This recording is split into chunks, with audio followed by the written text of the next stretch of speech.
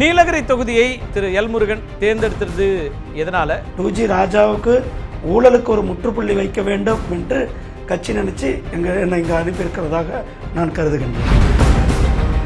பிரபலமான முகங்கள் அப்படின்னு இறக்கினாதான் வாக்குகளை பெற முடியுங்கிற இடத்துல தான் தமிழ்நாட்டில் பிஜேபி இருக்கா. தமிழகத்தில் ஒரு மிகப்பெரிய வெற்றியை கொடுக்க வேண்டும். அதனால நம்ம எல்லா வேட்பாளர்களும் நம் காலத்தில் இருக்கிறதா தான். நீங்கள் தலைவராக இருந்து ஒரு வேல் யாத்திரை நடத்தினீங்க. அதற்கும் இது போன்ற ஒரு பெரிய அளவுக்கு கூட்டம் வரத்தானே செஞ்சது. ஆனால் வாக்குகளாக இன்னைக்கு திடீர்னு எப்படி வரும்ன்ற ஒரு கேள்வி. சி.வி. சண்முகம் குறிப்பிட்டார், எங்கள் கூட்டணி இல்லாமல் பிஜேபி எப்படி வெல்ல முடியுங்கிறாங்க. அண்ணா திராவிட முன்னேற்ற கழகம் இன்றைக்கு களத்திலே இல்லை என்ற சூழ்நிலை தான் இருந்து கொண்டிருக்கிறது. பாஜக கூட்டணியை மக்கள் இங்கே ஏற்கல, பாஜக முன்வைக்கக்கூடிய அரசியலை மக்கள் ஏற்கவே மாட்டாங்கன்னு கடுமையான விமர்சனங்களை முன்வைக்கிறார். பாரதிய ஜனதா கட்சி மோடி அவர்கள் எம்ஜிஆர் இடத்துல இருந்து கொண்டிருக்கிறார்கள். அதிமுகன்னு ஒரு வேட்பாளர் இருக்காரு, அதை நீங்க கணக்கிலே எடுக்கலையா? அவ்வளவு குறைச்சி மதிப்பிடுறீங்களாங்க? அவர்களுடைய வாக்கு வங்கி பாரதிய ஜனதா கட்சிக்கு ஏற்கனவே ஷிஃப்டாய் பல காலம் ஆகிறது.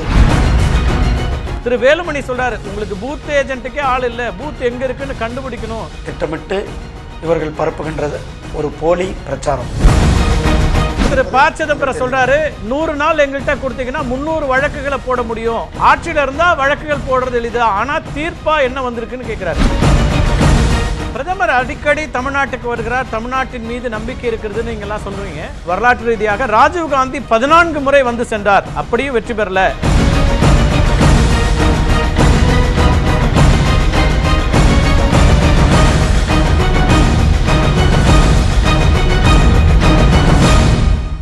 வணக்கம் நண்பர்களே, களம் 18 நிகழ்ச்சிக்கு வரவேற்கிறோம். 18வது மக்களவை தேர்தலில் தமிழ்நாடு களம் சூடுபிடித்திருக்கக்கூடிய சூழலில் களத்தில் சுற்றி சுழன்று கொண்டிருக்கக்கூடிய தலைவர்களை களம் 18ல் சந்தித்து கொண்டிருக்கிறோம். அந்த வகையில் மத்திய இணை அமைச்சர் திரு எல் முருகன் அவர்கள் இன்றைய சிறப்பு விருந்தினராக நம்மோடு கலந்து கொள்கிறார். சார் வணக்கம். வணக்கங்க. நீலகிரி தொகுதியை திரு எல் முருகன் தேர்ந்தெடுத்தது எதனால? அவருடைய தேர்வா அல்லது கட்சியின் தேர்வா? நீலகிரி பொறுத்தளவுக்கு இது மக்கள் ஒரு தேசிய கண்ணோட்டம் உள்ளவர்கள். இந்த மக்கள் ஏற்கனவே இங்கே பாரதிய ஜனதா கட்சிக்கு நல்ல ஆதரவு கொடுத்து கொண்டிருக்கிறது. பாரதிய ஜனதா கட்சி இங்கே அதிக அளவில் ஆரம்ப காலத்திலிருந்து நாங்கள் எங்களுடைய வெற்றியை பகிர்ந்து கொண்டிருக்கிறோம். 98லையும் 99லையும் கூட எங்களுடைய பாரதிய ஜனதா கட்சியினுடைய பாராளுமன்ற உறுப்பினர் இங்கே இருந்தார்கள் என்றது ஒன்று. ரெண்டாவது, இந்த தொகுதி தேசியவாதிகளும் ஆன்மீகவாதிகளும் உள்ள ஒரு தொகுதி, மக்கள் புரோகிரசிவான மக்கள் உள்ள தொகுதி என்றது தான் கட்சி அவர்கள் இந்த தொகுதிக்கு அனுப்பியிருக்கிறார்கள். ஏற்கனவே நீங்கள் ராஜ்யசபாவுக்கு மேலவையில் உறுப்பினராக தேர்ந்தெடுக்கப்பட்டுட்டீங்க. ஆனாலும் மக்களவையில் போட்டியிட வேண்டும் அப்படிங்கிற தேவை கட்சிக்கு இருக்கிறதா? எதனால் நீங்கள் மீண்டும் களமிறக்கப்பட்டிருக்கீங்க? அதாவது எங்கள் கட்சியிலங்க எல்லா தலைவர்களும், முக்கியமான தலைவர்கள், குறிப்பாக இப்போ ராஜ்யசபாவில் இருக்கிற அனைத்து அமைச்சர்களுமே லோக்சபாவில் போட்டி போட வேண்டும் என்பது எங்களுடைய கட்சியினுடைய முடிவு. அதன்படி பல முக்கியமான தலைவர்கள் எல்லாம் கூட லோக்சபாவில் போட்டி போடுகிறார்கள். அதில் ஒரு விஷயமா அனைத்து தலைவர்களும் போட்டி போடும்போது அப்போ முருகனுக்கும் அதில் விதிவிலக்கு இல்லை. முருகனும் லோக்சபா எலெக்ஷனில் போட்டி போட வேண்டும் என்பது தான் இங்கே போட்டி போட்டு கொண்டிருக்கிறோம். அதே போல் இந்த தொகுதியில் நாம் பாரதிய ஜனதா கட்சி கோட்டையாக திகழ்ந்து கொண்டிருக்கிறது. இந்த தொகுதியில் ஏற்கனவே பாரதிய ஜனதா கட்சியுடைய பாராளுமன்ற உறுப்பினராக இருந்தார்கள். அதனால் இந்த தொகுதியில் நாம் நிற்க வேண்டும் என்பது கட்சியினுடைய விருப்பம். அதற்கு ஒரு வேட்பாளர் சரியாக நான் இருப்பேன். ஏன்னா 2G ராஜா இந்த தொகுதியில் இருக்கிறதுனால 2G ராஜாவுக்கு ஊழலுக்கு ஒரு முற்றுப்புள்ளி வைக்க வேண்டும், அந்த ஊழல்வாதிக்கு ஒரு முற்றுப்புள்ளி வைக்க வேண்டும் என்று கட்சி நினைச்சு என்னை இங்கே அனுப்பியிருக்கிறதாக நான் கருதுகின்றேன். நான் அதுக்கு வரேன் சார். உங்களுடைய போட்டியாளர்கள் மற்ற கட்சியினுடைய வேட்பாளர்கள் பற்றி பேசுகிறோம். அதுக்கு முன்னதாக நீங்கள் மட்டும் இல்லை, ஆளுநராக இருந்த தமிழிசை அவர்கள் தன்னுடைய பொறுப்பை ராஜினாமா பண்ணிட்டு இன்னைக்கு தேர்தல் களத்துக்கு வந்திருக்கிறாங்க. திரு நயினா நாகேந்திரன் ஏற்கனவே சட்டமன்ற குழு தலைவர், அவரும் வேட்பாளராக இருக்கிறார்.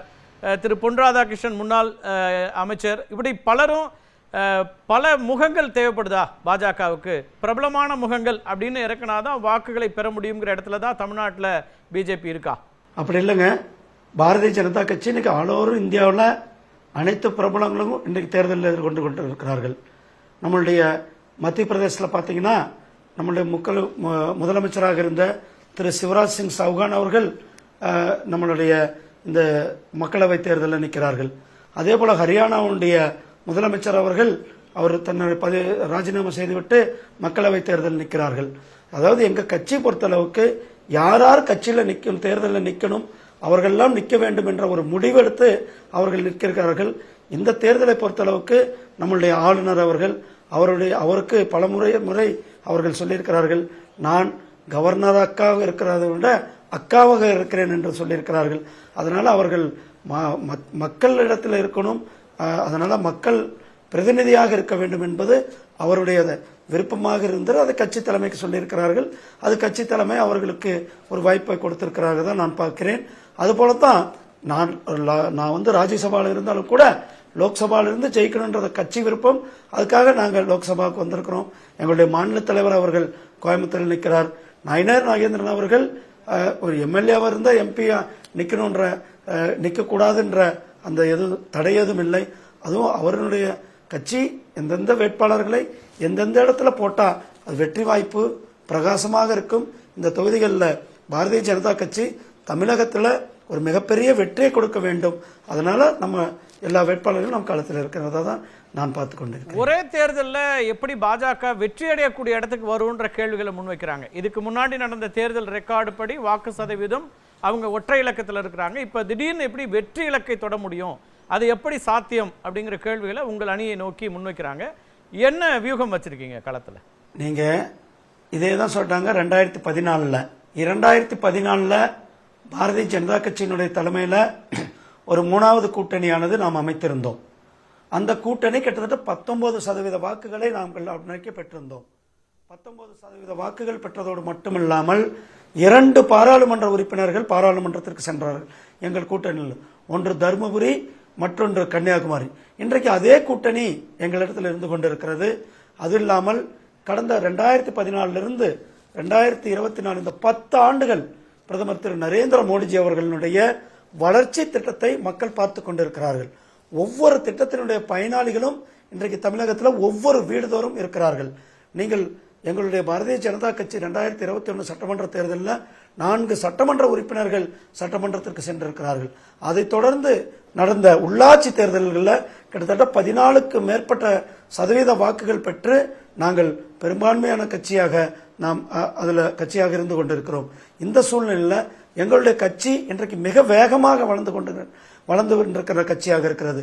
எங்கள் எண் மக்கள் யாத்திரை எங்களுடைய மாநில தலைவர் அவர்கள் தமிழ்நாடு முழுவதும் ஒவ்வொரு சட்டமன்றத்திற்குமே இந்த யாத்திரையை நடத்தியிருந்தார்கள். இந்த யாத்திரைக்கு கொடுக்கப்பட்ட வரவேற்பு, மக்கள் கொடுக்கின்ற அந்த ஒரு மிகப்பெரிய ஊக்கத்தை நாம் பார்த்து கொண்டிருக்கிறோம். இன்றைக்கு பட்டியலின மக்களாகட்டும், இளைஞர்களாகட்டும், தாய்மார்களாகட்டும், விவசாயிகளாகட்டும், அனைத்து தரப்பு மக்களும் இன்றைக்கு பாரதிய ஜனதா கட்சியின் மேல, பாரதிய ஜனதா கட்சிக்கு மேல ஒரு மிகப்பெரிய ஒரு நம்பிக்கை வைத்திருக்கிறார்கள். பிரதமர் திரு நரேந்திர மோடிஜி அவர்கள் மேல ஒரு மிகப்பெரிய நம்பிக்கை வைத்திருக்கிறார்கள்.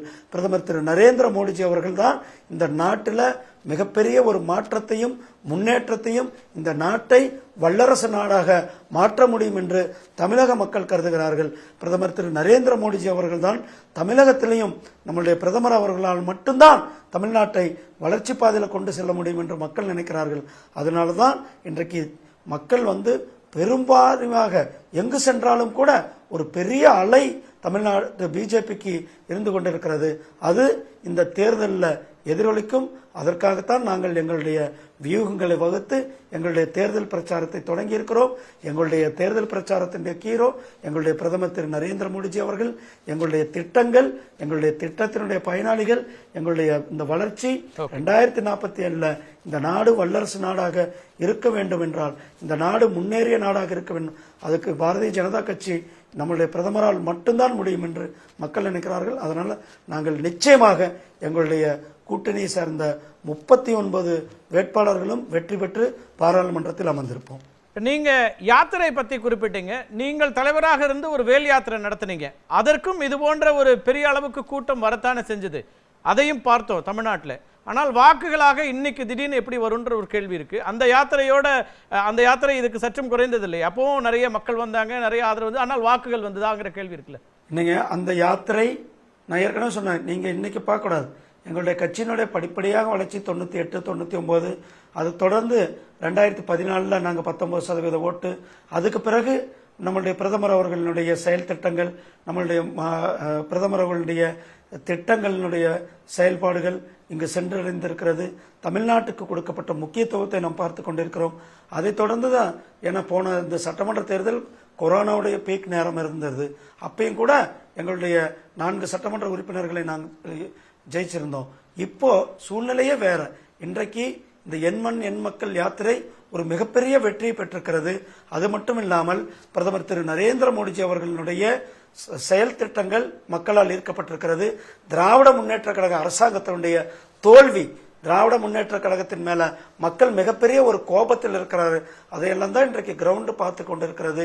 இன்றைக்கு கள நிலவரத்தில் பாரதிய ஜனதா கட்சிக்கு மிகப்பெரிய ஒரு ஆதரவு இருந்து கொண்டிருக்கிறதா நாம் பார்க்கிறோம். இல்ல 4 சட்டமன்ற உறுப்பினர்களும் எங்களால் வந்தவர்கள்னு திரு சி.வி. சண்முகம் குறிப்பிடுறார். எங்கள் கூட்டணி இல்லாமல் பிஜேபி எப்படி வெல்ல முடியுங்கிறாங்க.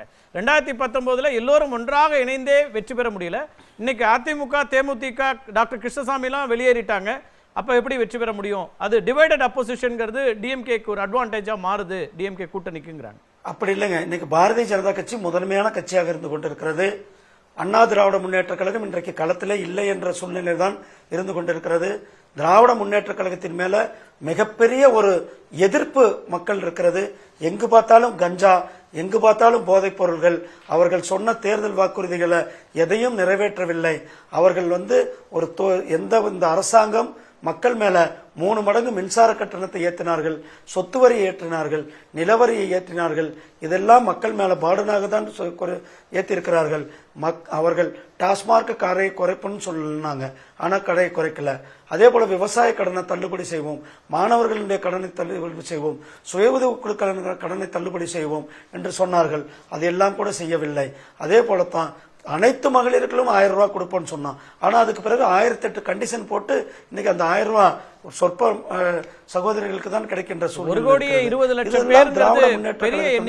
தோல்வியை காட்டிக் கொண்டிருக்கிறது. திராவிட முன்னேற்ற கழகத்தின் மேல மக்கள் நம்பிக்கை இழந்திருக்கிறார்கள். திராவிட முன்னேற்ற கழகம் அது இன்றைக்கு தமிழ் மண்ணிலிருந்து தூக்கி எறிகின்ற வேண்டிய கட்சியாக மக்கள் பார்த்து கொண்டிருக்கிறார்கள். திரு முருகன் உள்ளிட்ட பாஜகவினுடைய விருப்பம் அதுவாக இருக்கலாம், உங்க பார்வையும் இருக்கலாம். ஆனா 3 ஆண்டுகள்ல ஆன்டி இன்கம்பன்சி திமுகவுக்கு இருக்கு அப்படின்னா 10 ஆண்டு கால மத்திய அரசுக்கான ஆன்டி இன்கம்பன்சி அதை விட கூடுதலா இருக்கும் அப்படிங்கிற அந்த பார்வை முன்வைக்கிறாங்களா? அப்ப எங்களுக்கு இன்னும் கூடுதல் வெற்றி வருங்கிறாங்க. எங்களுக்கு எந்த ஆன்டி இன்கம்பன்சியும் கிடையாது. வளர்ச்சி, நேர்மையான அரசியல், நேர்மையான ஆட்சி, ஜீரோ கரப்ஷன், அதாவது அதே போல டிரான்ஸ்பரன்சியான கவர்மெண்ட், வளர்ச்சி திட்டம். தமிழ்நாட்டுக்கு மட்டுமே 11 லட்சம் கோடி ரூபாய் இந்த 10 ஆண்டுகள்ல வளர்ச்சி திட்டங்களுக்கு கொடுக்கப்பட்டிருக்கிறது. இன்றைக்கு மதுரவாயில் சென்னை திட்டமானது கிடப்பில் போடப்பட்ட திட்டம். அந்த திட்டத்தை நாம் உயிர் கொடுத்து அந்த திட்டத்தை நிறைவேற்றியிருக்கிறோம். அதே போல சென்னையில ஃபர்ஸ்ட் மெட்ரோ, 2வது மெட்ரோ திட்டமானது நடந்து கொண்டிருக்கிறது. அதே போல ஹைவேக்களுடைய அதிவேகமான எக்ஸ்பிரஸ் ஹைவேக்கள் இன்னைக்கு தமிழ்நாடு முழுவதும் அனைத்து ஊர்களுமே கனெக்ட் பண்ணியிருக்கிறோம். எக்ஸ்பிரஸ் ஹைவேக்கள் நாம இங்க இன்ஃப்ராஸ்ட்ரக்சர் டெவலப்மெண்ட் செய்திருக்கிறோம். சென்னை விமான நிலைய விரிவாக்கத்தை செய்திருக்கிறோம். அதே போல திருச்சிராப்பள்ளி விமான நிலைய விரிவாக்கத்தை செய்திருக்கிறோம். மதுரை விமான நிலைய விரிவாக்கம் உடனடியாக செய்யப்பட இருக்கிறது. கோயம்புத்தூர் விமான நிலைய விரிவாக்கம் அதுவும் வேலை செய்யப்பட இருக்கிறது. இப்படி இன்ஃப்ராஸ்ட்ரக்சர் டெவலப்மெண்ட், எந்த இன்ஃப்ராஸ்ட்ரக்சர் வளரும் பொழுது, தொழில்துறை வளரும் போது இங்கு வேலை வாய்ப்பு பெருகும், பொருளாதாரம் பெருகும். இந்த தமிழ்நாடு மிகப்பெரிய ஒரு வளர்ச்சியாக சந்திக்கக்கூடும். அதனாலதான் நம்முடைய பிரதமர் அவர்கள் தமிழ்நாட்டுக்கு அதிக முக்கியத்துவம் கொடுத்து தமிழ்நாட்டுக்கு திட்டங்களை கொடுத்ததோடு மட்டுமல்லாமல் காசி தமிழ் சங்கமம் 1 முறை அல்ல 2 முறை காசி தமிழ் சங்கம் நடத்தினார்கள். அது மட்டுமல்ல, பாரதியாருக்கு வாரணாசியில் இருக்கிற இந்து பனாரஸ் யூனிவர்சிட்டியில ஒரு தனியாக இருக்கை அமைத்தார்கள். அது மட்டுமில்லாமல் திருக்குறளை 35க்கும் மேற்பட்ட மொழிகள்ல மொழிபெயர்த்து உலகம் முழுவதும் திருக்குறளை கொண்டு போய் சேர்த்தார். ஐநா சபையில யாதும் ஊரே யாவரும் கேளீர் என்றார்கள். சௌராஷ்டிரா தமிழ் சங்கம் நடத்தினார்கள். இதெல்லாம் தமிழனுக்கு பெருமையை கொடுத்து செயலை செய்திருக்கிறார்கள். அது மட்டுமல்ல, நாம் நம்முடைய தமிழனுடைய வழக்கம் ஆட்சி பரிமாணம், ஆட்சி நீதிமையான ஆட்சி, நீதி நெறி தவறாமல் ஆட்சி. அப்படிப்பட்ட ஆட்சிக்கு, சோழர்களுடைய ஆட்சிக்கு எடுத்துக்காட்டாக இருந்தது செங்கோல். அந்த செங்கோலை பாராளுமன்றத்தில், புது பாராளுமன்றத்தில் நம்முடைய தமிழகத்தினுடைய ஆதீனங்களுடைய முன்னிலையில நம்முடைய புதிய பாராளுமன்றத்தை திறந்து வைக்கப்பட்டது. இப்படி தமிழ்நாட்டுக்கு கடந்த 10 ஆண்டுகள் தமிழ்நாட்டுக்கு கொடுக்கப்பட்ட திட்டங்கள், தமிழ் மொழிக்கு, தமிழ் கலாச்சாரத்திற்கு, தமிழ் பண்பாட்டிற்கு, தமிழ் மண்ணிற்கு பெருமை சேர்த்த பிரதமர் இதுதான் நம்மளுடைய பிரதமர் திரு நரேந்திர மோடிஜி அவர்கள். தமிழ்நாட்டுக்கு மட்டும் வந்து நம்ம தமிழ்நாடு பிரதமர் வெளிநாட்டுகள் போனாலும் கூட தமிழ் தான் உலகத்திலேயே சிறந்த மொழி, தமிழ் தான் உலகத்திலேயே தொன்மையான மொழி என்று தமிழுக்கு பெருமை சேர்த்துக் கொண்டிருப்பது நம்மளுடைய பிரதமர் என்பதை நாம் பார்த்து கொண்டிருக்கிறோம். இதெல்லாம் இன்றைக்கு கிரவுண்ட் லெவலில் போய் சேர்ந்திருக்கிறது. இளைஞர்கள், படித்த மக்கள், தாய்மார்கள், சகோதரிகள் அனைத்து தரப்பிலுமே இன்றைக்கு கிராமங்கள், பட்டியலின மக்கள் வசிக்கின்ற ஒவ்வொரு கிராமத்திலுமே பாரதிய ஜனதா கட்சிக்கு கிளைகள் இருக்கிறது. எங்கள் பூத் கமிட்டி 100 பேர் கொண்ட ஒவ்வொரு கிராமத்திலும் பட்டியலின, குறிப்பாக நான் சொல்றது பட்டியலின மக்கள் இருக்கிற பகுதிகளில் எங்களுடைய கட்சி சென்று சேர்ந்திருக்கிறது. அப்படின்னா இன்னும் அனைத்து தரப்பு பகுதிகளிலுமே எங்கள் கட்சி எந்த அளவுக்கு வளர்ந்திருக்கும் என்றதை நாம் புரிந்து கொள்ள வேண்டும். இன்றைக்கு பாரதிய ஜனதா கட்சி தமிழகத்தில் பிரதான கட்சியாக இருந்து கொண்டிருக்கிறது. இதை வருகின்ற தேர்தல் நிறுவிக்கும் வருகிற ஜூன் 4ஆம் தேதி அன்றைக்கு நாம் அதை பார்க்க போகிறோம். அதே போல ஏப்ரல் 19ஆம் தேதி அன்றைக்கு இதற்கான ஒரு ஜட்ஜ்மெண்ட் கொடுக்கின்ற தேதியாக தான் நாம் பார்த்து கொண்டிருக்கிறோம். நீங்க பல விஷயங்களை பட்டியலிட்டீங்க. தமிழ்நாட்டுக்கு பிரதமர் என்ன செய்திருக்கிறார், மொழிக்கு என்ன செய்திருக்கிறார் அப்படின்லாம் சொல்லி 10 ஆண்டு கால ஆட்சியினால மக்கள் உங்களை ஏற்பாங்கன்றீங்க தமிழ்நாட்டில். ஆனால் உங்களோடு 10 ஆண்டு காலம் பயணித்த டாக்டர் கிருஷ்ணசாமி சொல்றாரு, எனக்கு இருண்ட காலம் அது, எனக்கு நான் கஷ்டப்பட்ட எல்லா கஷ்டங்களையும் அவர்களோடு இருந்த கூட்டணியினால் எனக்கு இழந்தது தான் அதிகங்கிறாரு. பாஜக கூட்டணியை மக்கள் இங்கே ஏற்கல, பாஜக முன்வைக்கக்கூடிய அரசியலை மக்கள் ஏற்கவே மாட்டாங்கன்னு கடுமையான விமர்சனங்களை முன்வைக்கிறாரு. அவர் சொல்ல ஆன்மீகம் வேறு அரசியல் வேறுன்னு புரிந்த மக்கள் தமிழ்நாட்டில் இருக்காங்க, இவங்க வெறுமனே இந்துத்துவா வச்சு வெற்றி பெற முடியாதுங்கிறார். இன்றைக்கு இந்துத்துவாக்கு ஒரு மிகப்பெரிய வரவேற்பு இருக்கிறதை நாம் பார்த்து கொண்டிருக்கிறோம். அதாவது நாம் பார்த்தோம், நம் வெற்றிவேல் யாத்திரை எதற்காக நடத்தினோம்? கந்தசஷ்டி கவசத்தை இழிவுபடுத்தினார்கள், அவர்கள் மேல நடவடிக்கை எடுக்க வேண்டும். அந்த கந்தசஷ்டி கவசத்தை இழிவுபடுத்தியவர்கள் மேல கடுமையான தண்டனை பெற்று தர வேண்டும். அது மக்கள் வேதனையில் இருந்தார்கள். வேல் பூஜை நடத்தணும். கொரோனா மக்கள் வெளியில வர முடியல. 60 லட்சம் பேர் அவர்களுடைய வீடுகளிலேயே வேல் பூஜை செய்து அதற்கு எருப்பை காட்டினார்கள். இன்றைக்கு அயோத்தியில ராமர் கோயில் கட்டப்பட்டது, ராமர் கோயிலுடைய கும்பாபிஷேகம் செய்யப்பட்டது. நம்மளுடைய பிரதமர் அவர்கள் தமிழ்நாட்டிற்கு வருகை தந்து 3 நாட்கள் தமிழ்நாட்டில் உண்ணாவிரதம் இருந்தார்கள்.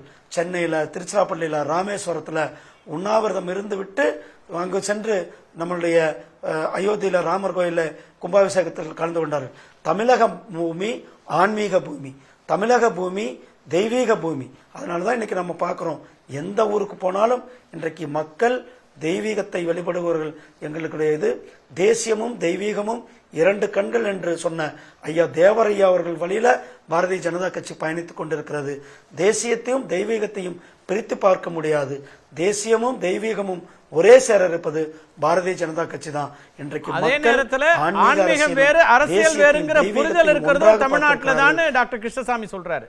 நீங்க சொல்லக்கூடிய தேசியம் தெய்வீகம் இருக்கிற அதே நேரத்தில் ஆன்மீகம் வேறு அரசியல் வேறுங்கிறத புரிதலோட இருக்காங்க. அதுக்கு தான் நான் பதில் சொல்லிட்டு இருக்கேன். ஆன்மீகமும் தேசியமும் தெய்வீகமும் எனது 2 பக்கங்கள். பாரதிய ஜனதா கட்சி அதை 2 கண்களாக பார்த்து கொண்டிருக்கிறது. மக்கள் அதை ஏற்றுக்கொண்டிருக்கிறார்கள். அதனாலதான் இன்று தமிழ்நாடு அரசாங்கம் இங்க அயோத்தியில கும்பாபிஷேகம் நடக்கும் பொழுது தமிழ்நாடு அரசாங்கம் வேணுமென்னே அந்த ஒளிபரப்பு, நேரடி ஒளிபரப்புக்கு தடை விதித்தார்கள். ஆனால் அதையெல்லாம் மீறி பொதுமக்கள் நேரடியாக அந்த நேரடி ஒளிபரப்பை பார்த்தார்கள், அன்னதானங்களை கொடுத்தார்கள். ராமர் கும்பாபிஷேகத்தை ஒரு திருவிழாவை போல தமிழ்நாடு முழுவதும் நடத்தினார்கள். அந்த எதிரொலி இந்த தேர்தலில் எதிரொலிக்கும், அதனுடைய பிரதிபலன் இந்த தேர்தலில் கிடைக்கும் என்பதுதான் இப்ப நாம் அது பொறுத்திருந்து பார்க்க வேண்டும். அண்ணன் கிருஷ்ணசாமி அவர்களுக்கு நான் நிறைய சொல்ல வேண்டிய அவசியம் இல்லை. ஏன்னா அண்ணன் 10 வருடாண்டுகளாக நம்ம கூட இருந்தவர். அதனால அவர் இன்றைக்கு இந்த கூட்டணி விட்டு வெளில போயிருக்கிறார். அதனால கூட்டணி விட்டு வெளில போனதுக்காக அவர் ஏதாவது காரணம் சொல்லலாம். அது ஒரு வேலிட் காரணமாக நான் அதை பார்க்கவில்லை. ஏன்னா தேவேந்திர குல வேளாளர்களுக்கு 7 உள்ஜாதி பிரிவு இருந்தது.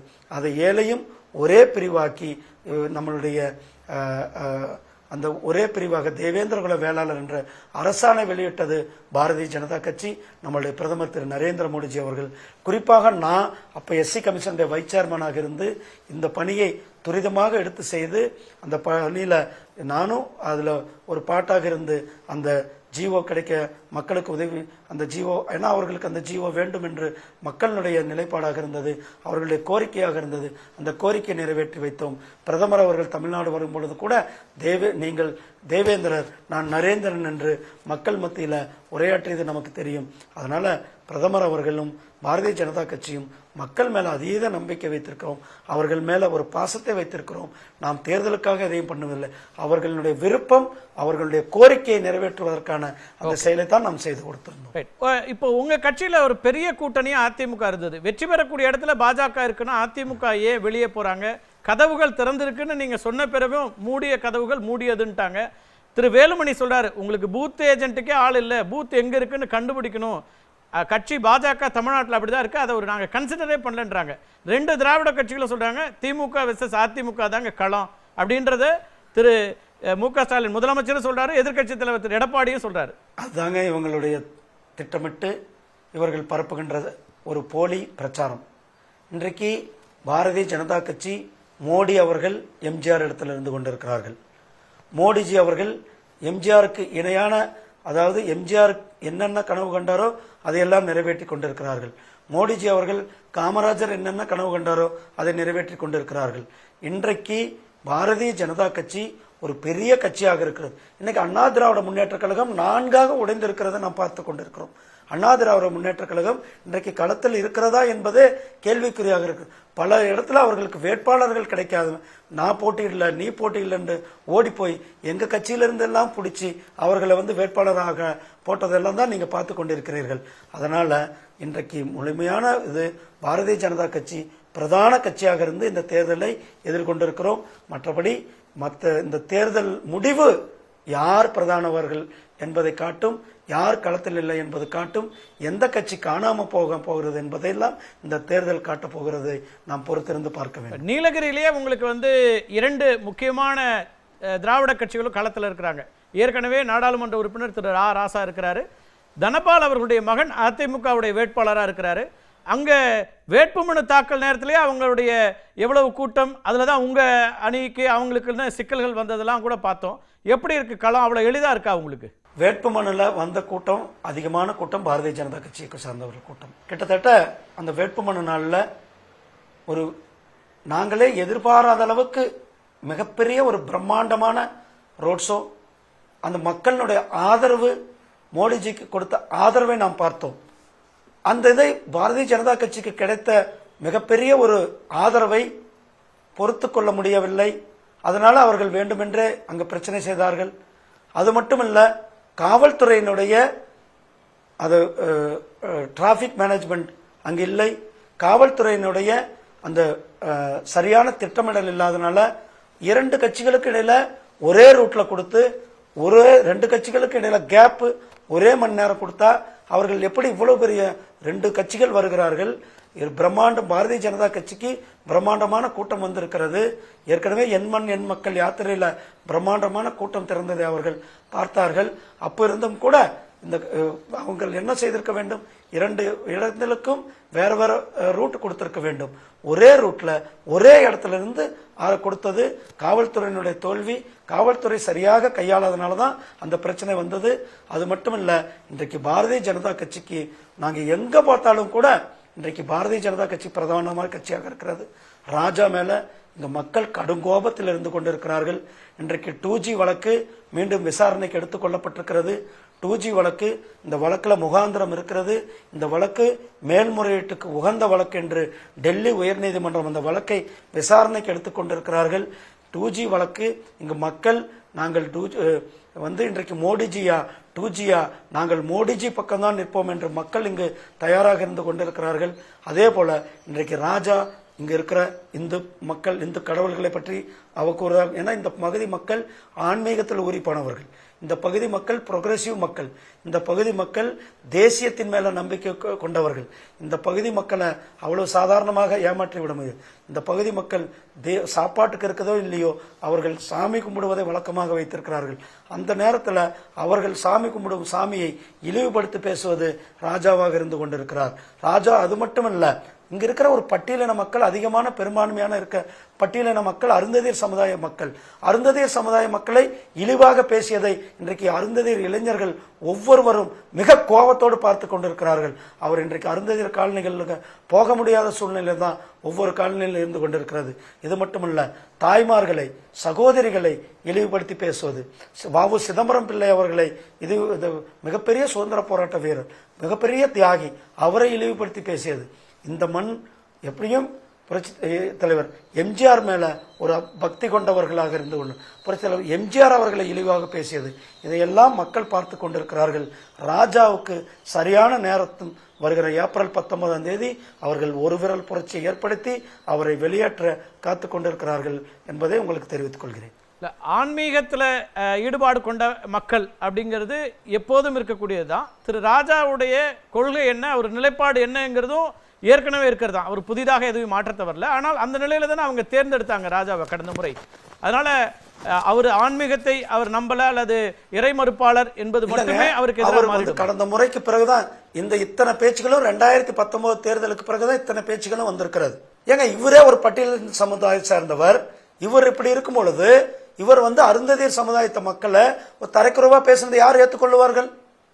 ஆன்மீகத்தை இங்க போற்றுகின்ற மக்கள், இங்க வீட்டுல சாப்பாடு இருக்குதா இல்லையோ, ஒவ்வொரு ஊர்லயும் அவர்கள் கோயில் வைத்து சாமி கும்பிடுவார்கள். அப்படிப்பட்ட சாமியை, அப்படிப்பட்ட தெய்வத்தை இழிவுபடுத்துவதை யார் பொறுத்து கொண்டிருப்பார்கள்? தாய்மார்களை, இங்க கிட்டத்தட்ட 54% வாக்காளர்கள் தாய்மார்கள், சகோதரிகள். அந்த சகோதரிகளையும் தாய்மார்களையும் கொச்சைப்படுத்தி பேசுவதை, அவர்களை இழிவுபடுத்தி பேசியதை தாய்மார்கள் பொறுத்து கொண்டிருப்பார்களா? பொறுத்து கொள்ள மாட்டார்கள். நிச்சயமாக என்னுடைய சகோதரிகளும் என்னுடைய தாய்மார்களும் அவருக்கு சரியான பதிலடி கொடுப்பார்கள். எம்ஜிஆர் மேல இன்றைக்கு பக்தி வைத்திருக்கிறவர்கள் இருக்கிறார்கள். எம்ஜிஆர்கள் கட்சிக்கு அப்பாற்பட்டு அவர்கள் மேல ஒரு பக்தி வைத்திருக்கிறவர்கள். அவரை அவமரியாதை செய்து அவரை கொச்சைப்படுத்தி பேசியிருக்கிறது. இதையெல்லாம் மக்கள் பார்த்து கொண்டிருக்க மாட்டார்கள். நீங்கள் அன்னைக்கு என்னைக்காவது பேசியிருக்கலாம், 1960கள் 70களில் 80களில் பேசியிருக்கலாம். ஆனால் இன்றைக்கு மக்கள் திராவிட முன்னேற்ற கழகம் பேசுவதெல்லாம் நம்ப தயாராக இல்லை.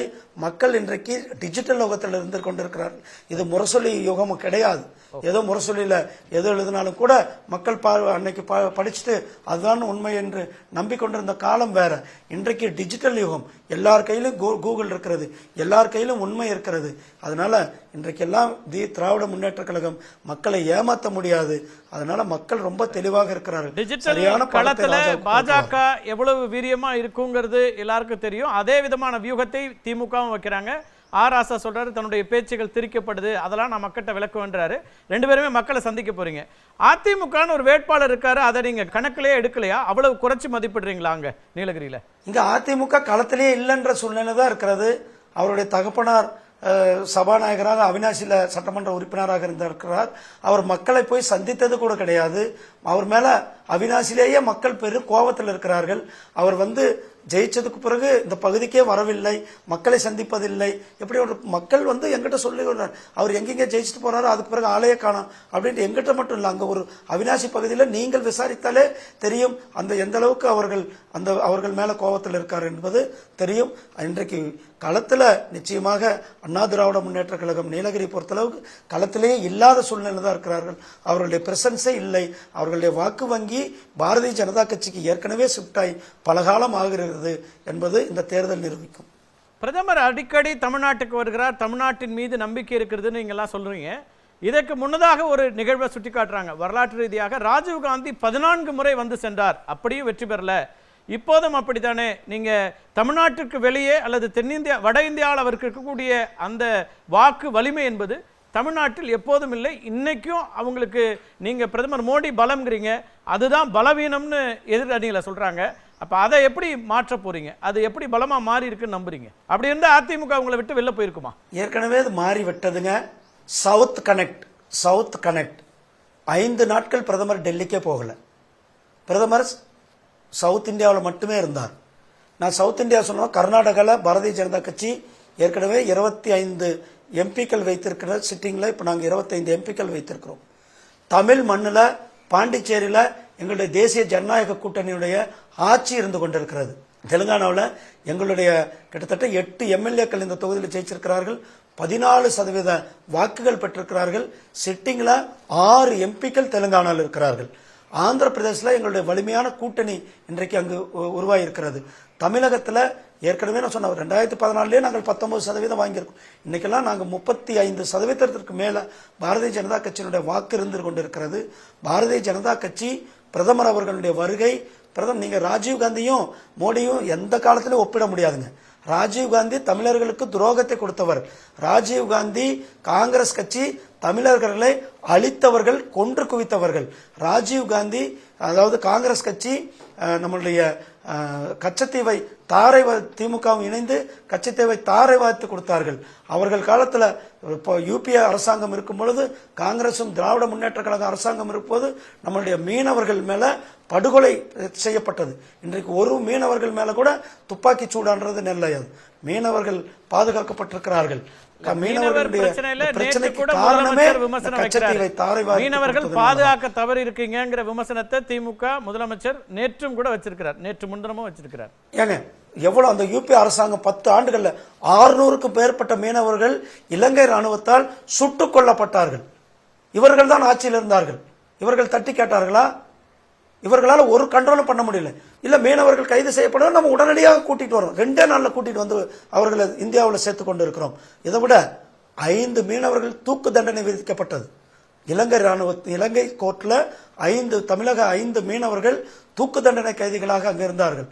அவர்கள் இடத்துல ராஜபக்சேக்கு ஒரே ஒரு போன் தான், ராஜபக்சே அவர்களை விட்டுணும் அப்படின்ட்டு பிரதமர் அவர்கள் சொன்ன ஒரே ஒரு வார்த்தை, அந்த 5 பேரும் பத்திரமாக உயிரோடு திரும்பி வந்த சம்பவத்தை நாம் பார்த்தோம். இதை ஏன் யூபி அரசாங்கம் செய்யல? அவர்களால் செய்ய முடியாது. 2009 நமக்கெல்லாம் ஞாபகம் இருக்கும்.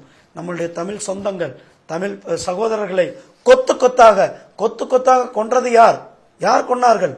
திராவிட முன்னேற்ற கழகம், யூபிஏ, இந்த காங்கிரஸ் அரசாங்கம் நம்மளுடைய சொந்தங்கள், தொப்புள் கொடை உறவுகளை, பல லட்சம் மக்களை கொன்று குவித்ததற்கு துணை போனவர்கள் தான் நம்மளுடைய திராவிட முன்னேற்ற கழகம், காங்கிரஸ் என்பதை மக்கள் மறந்து விடவில்லை.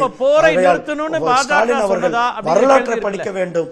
யார் தமிழனுக்கு மீனவர்களுக்கு உண்மையான மக்களாக இருந்தார்கள், யார் மீனவர்களை தமிழர்களை கொன்று குவித்தார்கள் என்பது நான் சொன்ன டேட்டா மக்களுக்கு தெரியும். இது உங்களுக்கும் தெரியும், எல்லாருக்கும் தெரியும்.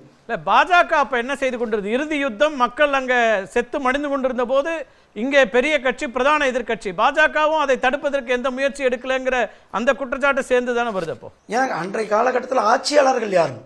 யூபிஏ தான் ஆட்சியாளர்கள். நிலைப்பாடு கூட எடுக்கல. அங்க எப்பயுமே நாம பாரதிய ஜனதா கட்சி ஈழத்தமிழர்களுக்கு ஆதரவாக இருந்திருக்கிறோம். குறிப்பாக அங்க இருக்க தமிழர்களுக்கு போருக்கு பிறகு கூட முழுமையாக நம்ம அப்போதைய பிரதமர் அவர்கள் குஜராத் முதலமைச்சராக இருக்கும் பொழுதே அங்க வீடுகள் கட்டி கொடுத்தார். நம்முடைய அமிர்தானந்த அம்மையாருடைய உதவியோடு அங்கு வீடுகள் கட்டி கொடுக்கப்பட்டது. அங்கு புனரமைக்கப்பட்டிருக்கிறது. ரயில் பாதைகள் போடப்பட்டிருக்கிறது.